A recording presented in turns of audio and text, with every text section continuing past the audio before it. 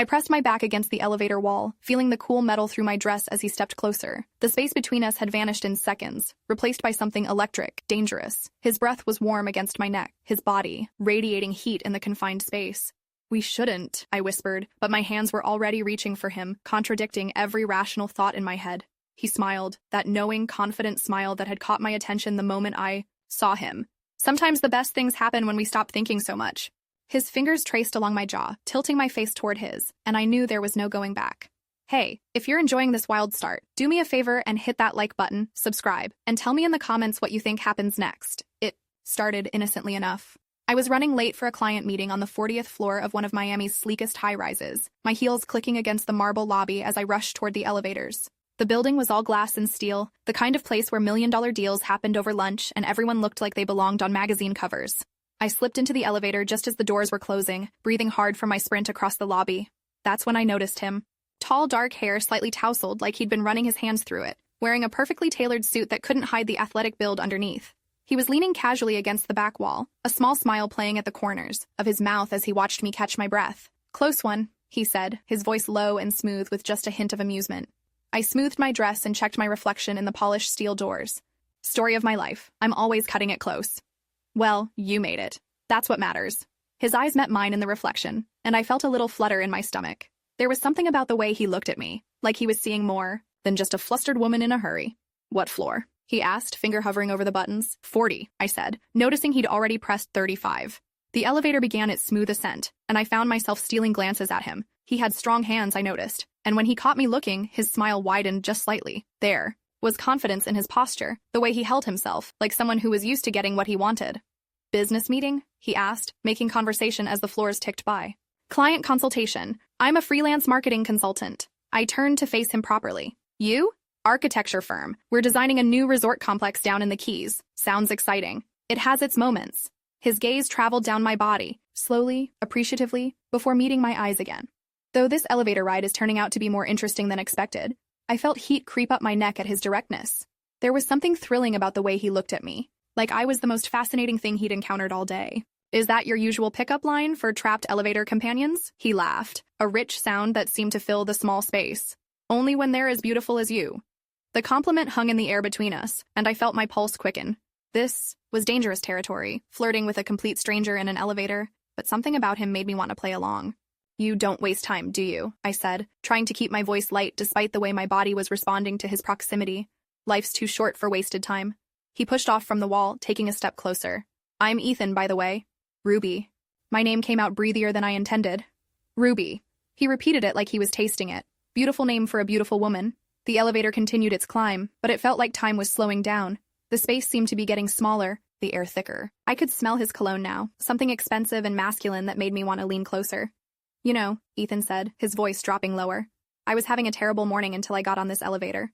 "Bad day?" I asked, though I was more focused on the way his eyes seemed to darken as he looked at me.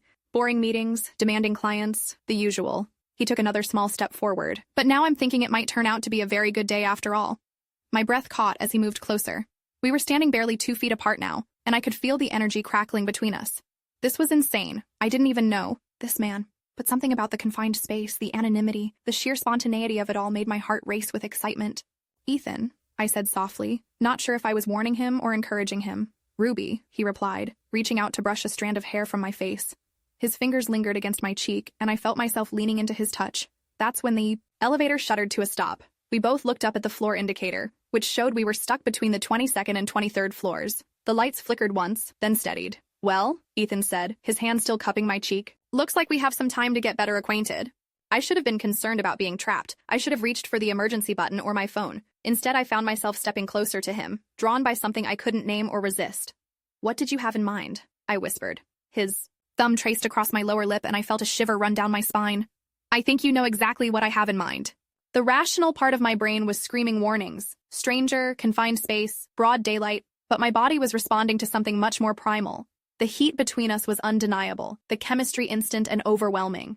"This is crazy," I breathed, even as my hands found their way to his chest, feeling the solid muscle beneath his shirt.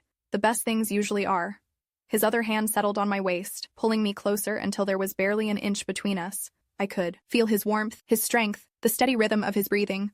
My pulse was racing, every nerve ending alive with anticipation. When he leaned down, bringing his lips close to my ear, I thought I might melt right there. "Tell me to stop," he whispered, his breath hot against my skin. I closed my eyes, fighting against every sensible thought in my head. "I can't." That was all the invitation he needed. His lips found mine, soft at first, testing, then deeper as I responded. The kiss was electric, sending heat shooting through my entire body. I pressed against him, my hands fisting in his shirt as he backed me against the elevator wall. His mouth moved to my neck, trailing kisses along my throat that made me gasp. My head fell back against the cool metal, the contrast between the cold wall and his warm lips making me shiver with pleasure. "You taste incredible," he murmured against my skin, his hands roaming over my body with a confidence that should have alarmed me but only excited me more. I was losing myself in the sensation, in the forbidden thrill of what we were doing. His hands found the hem of my dress, fingers dancing along my thighs as he slowly worked the fabric higher. Every touch sent sparks through my system, building a need I hadn't felt in months. "Ethan," I gasped as his lips found that sensitive spot, just below my ear. "I know," he whispered back, understanding everything I couldn't say. His hands were everywhere now, exploring, teasing, driving me wild with want. The elevator felt like our own private world, separate from reality, where nothing existed except this moment and this incredible chemistry between us. I reached for his belt, my fingers working at the leather with hands that trembled slightly. He groaned softly as I touched him, the sound vibrating against my throat where his lips were pressed.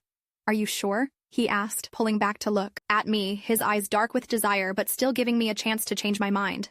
I answered by kissing him again, pouring all my want and need into the connection between us.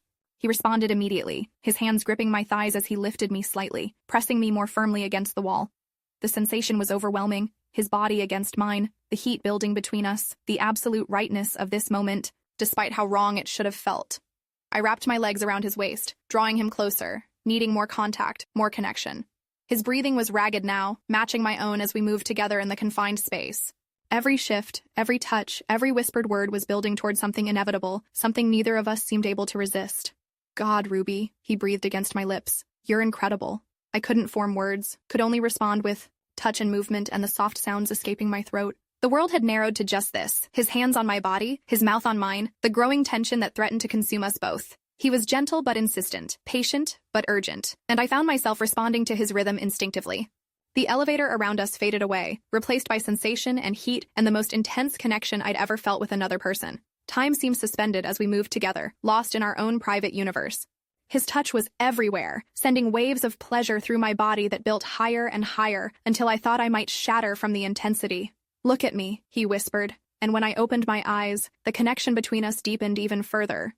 There was something in his gaze, not just desire, but genuine appreciation, as if I was something precious he'd unexpectedly discovered. The tension built between us, each movement bringing us closer to the edge. I could feel it in the way his breathing changed, in the slight tremor in his hands, in the way he whispered my name like a prayer. When the moment finally crested, it crashed over both of us with an intensity that left me breathless. I clung to him as waves of sensation rolled through my body, my face buried against his shoulder as he held me close, his own breathing harsh in my ear. For long moments afterward, we stayed like that, wrapped in each other's arms, both of us trying to process what had just happened. The elevator was silent except for our gradually slowing breaths. "That was," he started, then shook his head with a small laugh. "Insane," I finished, though I was smiling as I said it. "Worth being trapped in an elevator for," he agreed, pressing a soft kiss to my temple. Reality began to creep back in slowly. We were still in an elevator, still strangers despite what we'd just shared, still in the middle of a Tuesday afternoon in downtown Miami. But somehow none of that seemed to matter, as much as it should have. Just then, the elevator gave another shudder and began moving again. We quickly straightened our clothes, trying to make ourselves presentable, though I was sure anyone who looked at us would know exactly what had happened from the flush in my cheeks and the slightly wild look in Ethan's eyes.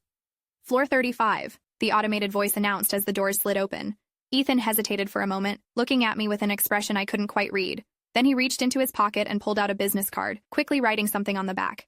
"My personal number," he said, pressing it into my hand, "in case you ever want to get trapped in an elevator again." I laughed despite myself, tucking the card into my purse. "I'll keep that in mind." He stepped out of the elevator, then turned back to look at me one more time. "Ruby?" "Yeah." "Best elevator ride of my life." The doors closed between us, and I was alone, riding up to the 40th floor with the memory of his touch still burning on my skin and his business card warm in my hand. My client meeting went well, though I had trouble concentrating. Every time I shifted in my chair, I was reminded of what had happened just an hour earlier.